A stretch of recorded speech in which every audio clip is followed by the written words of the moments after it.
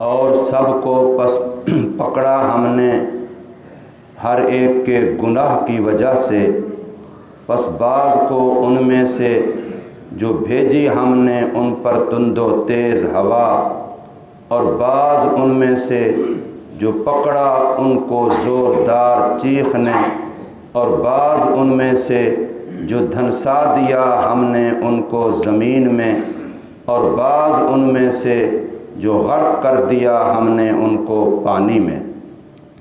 اور نہیں ہیں اللہ کہ ظلم فرمائیں ان پر، لیکن ہیں وہ اپنے آپ پر ظلم کرتے۔ سورہ عنکبوت کی آیت نمبر 40 آپ حضرات کے سامنے پڑھی ہے اور ترجمہ ہوا ہے۔ رب کائنات نے اجمالی طور پر ہمیں سمجھانے کے لیے ارشاد فرمایا کہ جتنے لوگ پہلے گزر گئے ہیں، جنہوں نے وقت کے نبی کی بات کو نہیں مانا، تو وہ مختلف قسم کے عذابوں کا شکار ہوئے۔ ان میں سے چند ایک کے واقعات اور عذابوں کی طرف اجمالی طور پر اشارہ فرمایا ہے کہ جتنے بھی نافرمان تھے پکڑا تو سب کو ہے، سزا تو سب کو ملی ہے، اور آخرت کی سزا تو اپنی جگہ پر کھڑی ہے۔ یہ تو دنیا کا معاملہ تھا، نشان عبرت بنایا، دنیا کو دکھایا۔ گناہ گاروں میں سے، نافرمانوں میں سے، انبیاء، کتب اور آسمانی دینوں کے انکار کرنے والوں میں سے پکڑا تو سب کو ہے، اور ہر ایک کو اس کے گناہ کے موافق سزا دی گئی ہے۔ بعض پر اللہ تبارک و تعالی نے تند و تیز ہوا بھیجی، ایسی ہوا کہ جس نے درختوں کو بھی جڑوں سے اکھاڑ کر کے الٹا پھینکا۔ تو قوم عاد جو بڑے بڑے اپنے آپ کو طاقتور، لمبی قدوں والے، مضبوط طاقتور، اپنے آپ کو پتہ نہیں کیا کیا ہنر والے، اپنے آپ کو مضبوط لوگ سمجھتے تھے، ان کو اللہ نے قرآن مجید میں کھجوروں کے ساتھ تشبیہ دی ہے۔ گویا ان کے قد ایسے سیدھے مضبوط جیسے کھجور کا درخت ہو، لیکن اللہ نے ایسے ان کو اٹھا کے سر کے بل پٹک کے مارا کہ جسم کہیں پڑا تھا، سر کہیں پڑا تھا۔ تو فرمایا بعض پر ہم نے سخت اور تند و تیز ہوا مسلط کی، اور بعض وہ جن کو کڑک نے، چیخ نے، زوردار آواز نے اس طریقے سے پکڑا کہ ان کے کلیجے پھٹ گئے، اور وہ اس کو برداشت نہ کر سکے۔ اسی سخت آواز، سخت چیخ، کڑک کی وجہ سے وہ مر گئے۔ اور بعض وہ جن کو ہم نے ان کے خزانوں سمیت زمین کے اندر دھنسا دیا، زمین پھٹی اور ان کے لیے قبر بن گئی، ان کو زمین نے نگل لیا۔ اور بعض وہ ہیں جن کو اللہ نے پانی کے اندر غرق کیا ہے، پانی میں ان کو ڈبو دیا ہے۔ یہ مختلف قوموں پر جو مختلف قسم کے ان کے اعمال کی نسبت سے عذاب آئے ہیں، اللہ تبارک و تعالی نے اس آیت کریمہ میں ان کی طرف اشارہ کیا ہے۔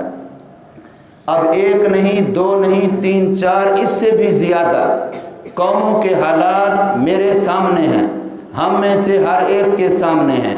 عام بندہ بیان نہیں کر رہا، خود اللہ بیان کر رہا ہے، اور اللہ تبارک و تعالی کی طرف سے پہنچانے والا سید الملائکہ، فرشتوں کے سردار حضرت جبرائیل آمین ہیں، جو ذو قوہ ہے، اور پھر اللہ کی ترجمانی اور نمائندگی کرنے والے اصدق الصادقین سید الاولین والآخرین محمد کریم صلی اللہ علیہ وسلم ہیں۔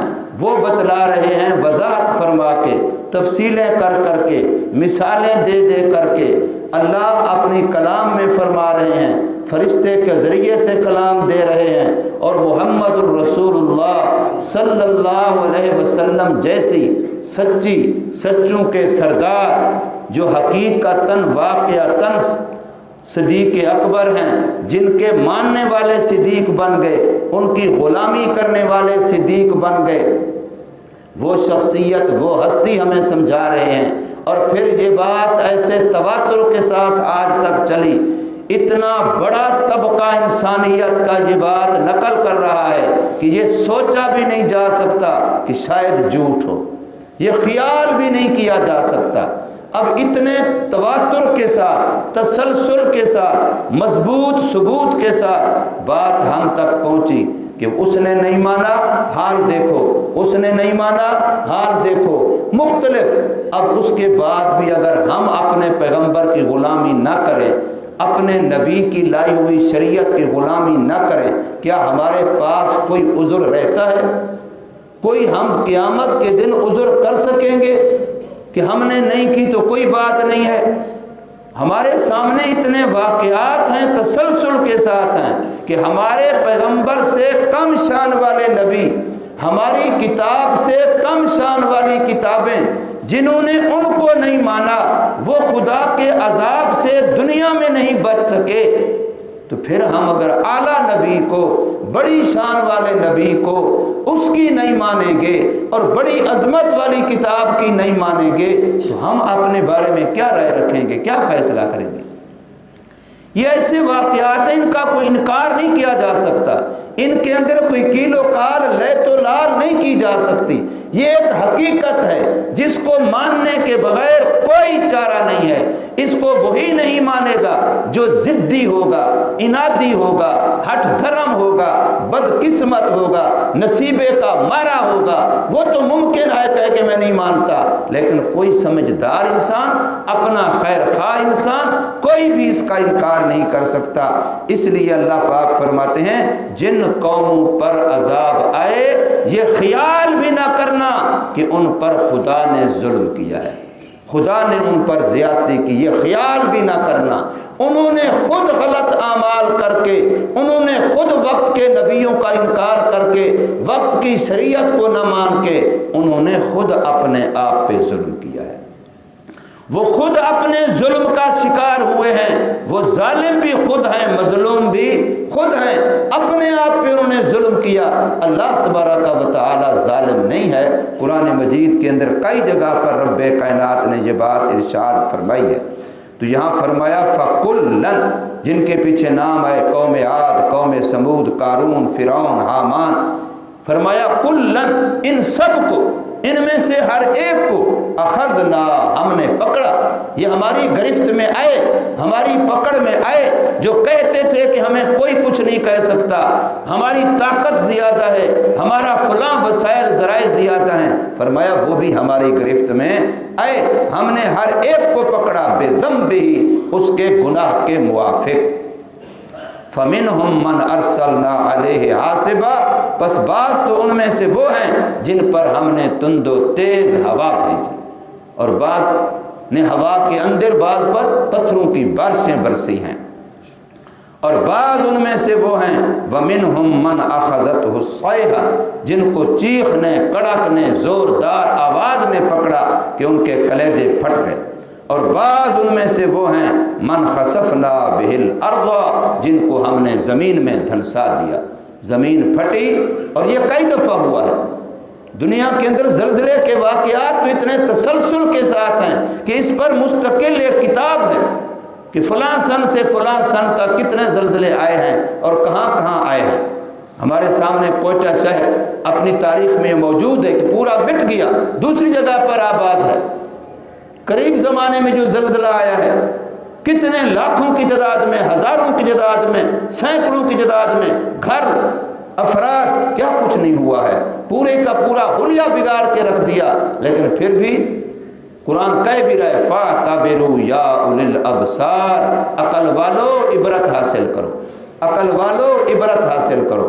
لیکن پتہ نہیں کیسے اللہ تعالی ہمیں معاف فرمائے، ہم انسان ہیں کہ بالکل سمجھتے ہی نہیں ہیں، واقعات قصوں کو ایسے سنتے ہیں جیسے چسکے کے لیے سن لیا، ایک کان سے سنا دوسرے کان سے نکال دیا۔